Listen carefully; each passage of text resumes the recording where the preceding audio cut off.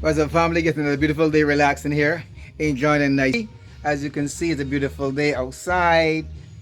Then again, any day for me is a beautiful day because I'm above ground.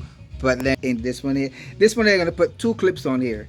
These two clips, I do not own the copyright to the clips, and they're for information purposes only. The one clip is about this guy in South Africa talking about racism and how blacks are lazy. But he break it down for you. He show you how they saying that blacks are lazy and they don't like the work. But he break it down for you. So listen to it intensely and see it makes a lot of sense. The other one is how we used to live back in the day, and most likely we might just come back to living that kind of way again. Where you have to get your kerosene oil in the lamps and have the wick ready in case the power goes out. You have this old lamp to use, the old cooking boards, the old graters. It might just come back to that because the way things are going, everything takes a full circle. What goes around comes around. You know what I mean? So anyway, folks, like I said, I do not own the copyright to the video. It's for informational purpose only and awareness purposes only. Until then, folks, be loving and kind and giving and caring and humble, respectful, no gratitude, show gratitude, sorry, no judgmental, no condemning a person. Just be loving and kind and caring and humble and show gratitude at all times and look out for those that do what? Look out for you. Until then, folks, I love you guys now. Share, subscribe, thumbs up. I'm out of here. Peace out. One. Remember, this is what? Separation. This is what? Togetherness. That's what they tell you. Peace. There ain't no peace. That's separation. Divided we fall, together we stand. I'm out of here. Peace out. One love. This is such a powerful comment. It really deserves to be highlighted. This is also true of the American South. There is a saying, blacks know more about white folks than they know about themselves. Now, I can't speak about the experience of being a black person who's a victim of racism, but as a white South African who grew up under apartheid, I do know something about the psychology of being racist. Now, in apartheid South Africa, white people controlled the economy. We had all the gold mines and the platinum and the diamonds and everything else. But there was one natural resource that black people had in abundance, that they had far more access to than white people. And that natural resource was the truth, particularly the truth about white people. You see, in a racist society, as a racist, you need to constantly be tying yourself up in cognitive dissonance. You need to be contradicting yourself dozens of times a day. So in South Africa, for example, we believed that black people were lazy, that they didn't want to do any work. They just wanted to sit around all day and do nothing. But who did we get to dig the mines, to work in the factories, to drive the buses, deliver the post, build the houses? It was black people. We believed that black people were dirty. But who did we rely on to clean our houses? We believed that black people couldn't be trusted, but who was left unsupervised to look after our children?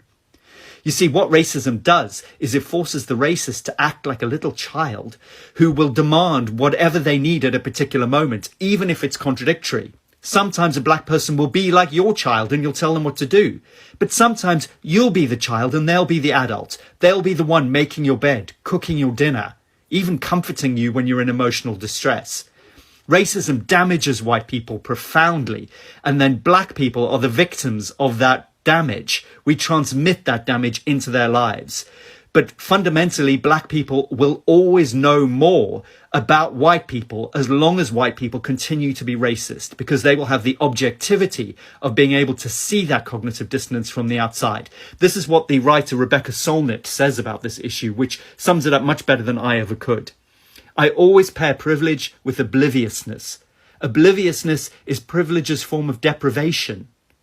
When you don't hear others, you don't imagine them. They become unreal, and you are left in the wasteland of a world with only yourself in it. And that surely makes you starving, though you know not for what, if you have ceased to imagine others in any true, deep way that matters.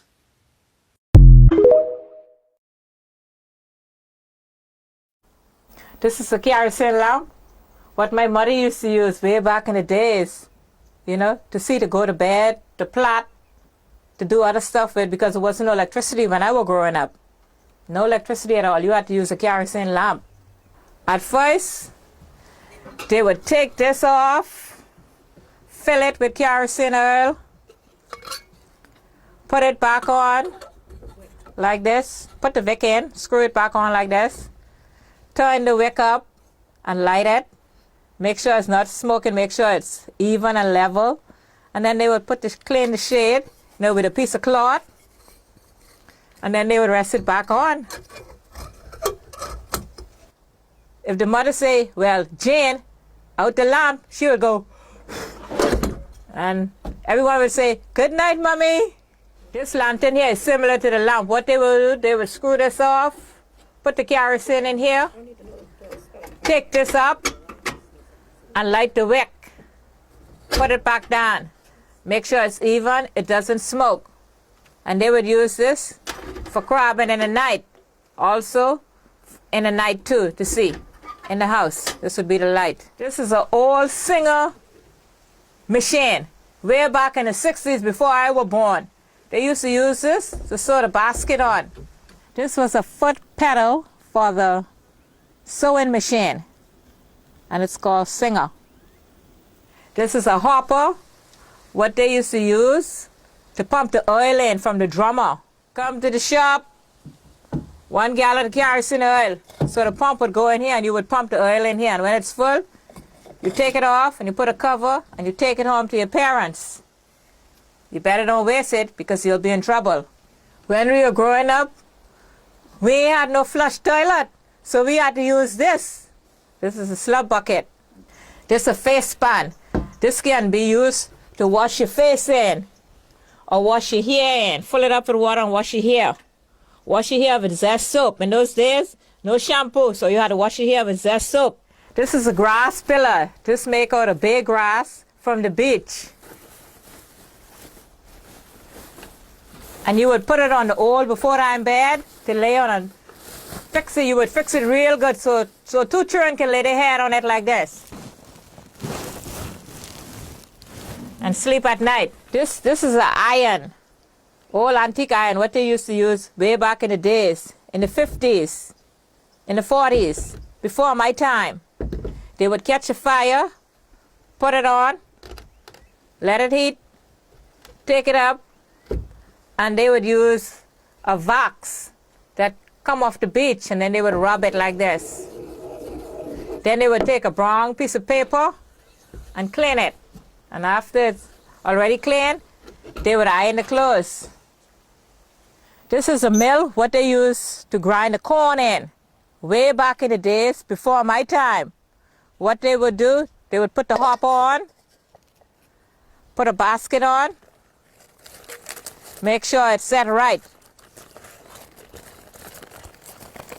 Right underneath the mouth of the mill. They would put the corn in here and they would take right and left hand. Keep grinding it over like that until it comes fine.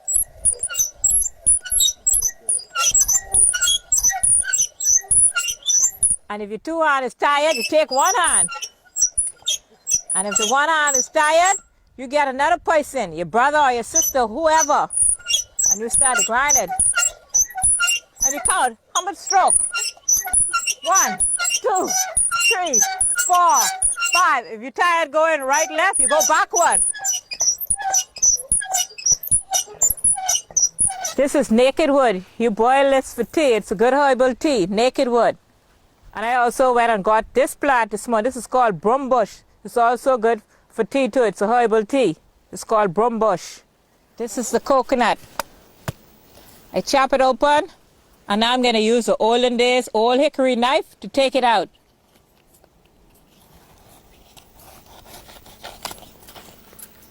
I would take this piece of coconut and grate it to make the tart. This grater, I borrowed it from Sarah Roll in Coitage. She said it's an old grater. This grater was made out of the iron can, lard can, and the hole was punched with a nail in it. So I would hold it like this. It's a new model handle.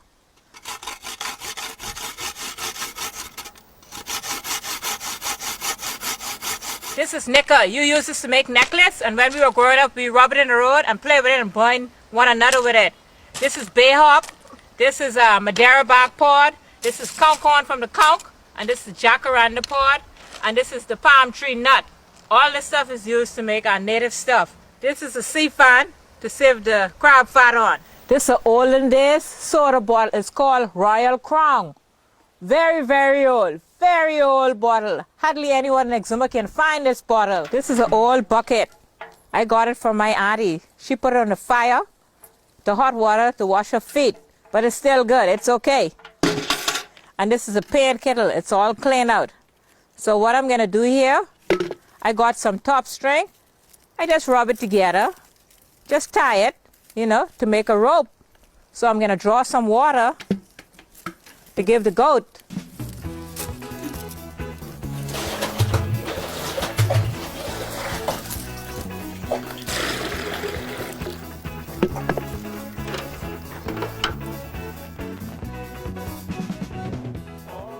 Straightening comb they used to use to straighten hair to make it soft, because there wasn't no perm in those days. Perm just come around lately. So they would put this in the fire, let it hot, but not that hot. They would take a piece of cloth, rub it off, and they would get your hair and straighten it. And what they would use Royal Crown grease, which still exists right now. And if there's no Royal Crown grease, they would use lard and kerosene oil. You didn't have much pencil, so you had to cut it in half to share it between two child. And then you would sharpen it with a knife because there wasn't no sharpener. This is a Milo Butler book.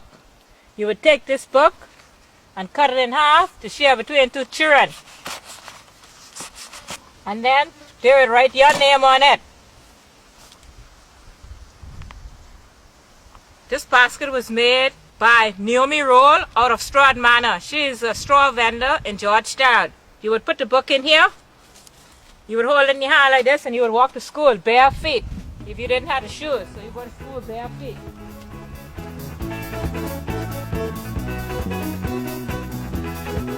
You come back home. And when you reach back home, you tell your mother if you had any homework or whatever. She look at your book and she say, "Child, good job. You don't mess your book up today, because child, I can't afford no more until the mail come, because it only come once a month." Thanks, Janice. I'm Siobhan Turnquest, Bahamian TV. See you next time.